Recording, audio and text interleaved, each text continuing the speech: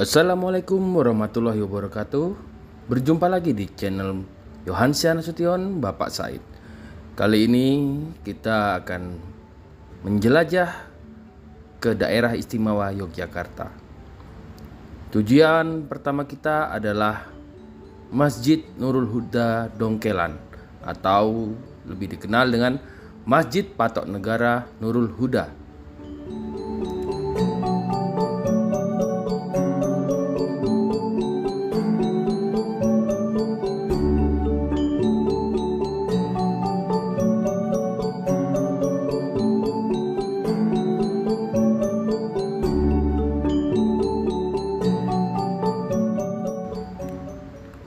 Masjid Patok Negara Nurul Huda adalah salah satu dari 4 masjid patok negara yang berada di daerah istimewa Yogyakarta.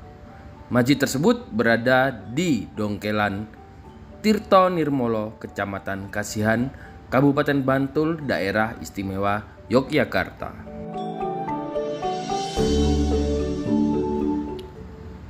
Masjid Patok Negara Nurul Huda Dongkelan didirikan pada tahun 1775 Masehi bersamaan dengan dibangunnya Serambi Masjid Gede Kauman Yogyakarta.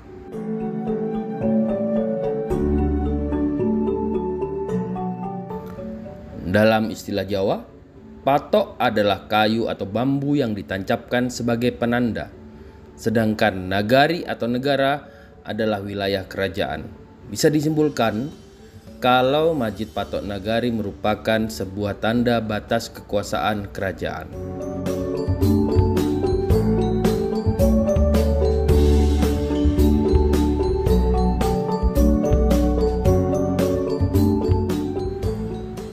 Masjid Patok Negara Nurul Huda didirikan sebagai penghormatan bagi Kiai Syihabuddin atau Syekh Abuddin atas jasanya terhadap Sultan Hamengkubuwono I ketika terjadi konflik dengan Raden Mas Said atau berjuluk Pangeran Sambernyowo.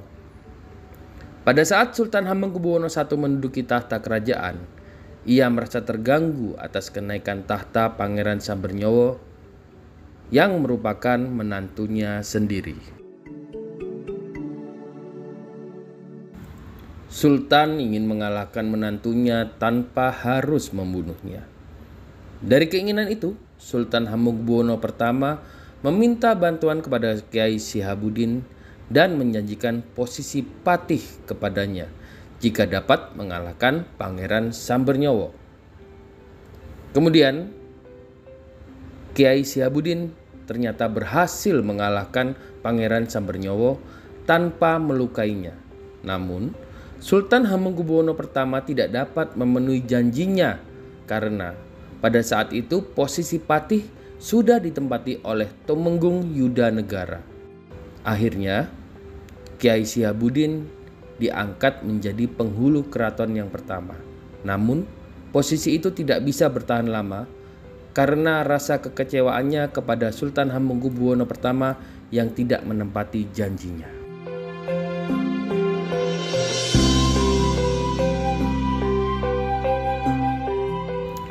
Karena rasa kekecewaannya itu, akhirnya Kiai Syihabuddin mendapatkan julukan Kiai Dongkol yang artinya kecewa.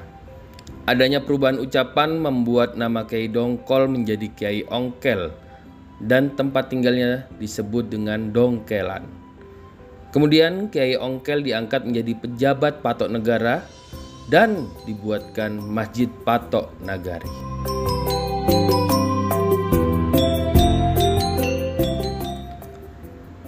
Awalnya Masjid Patok Negara bangunannya menyerupai Masjid Gede Kauman.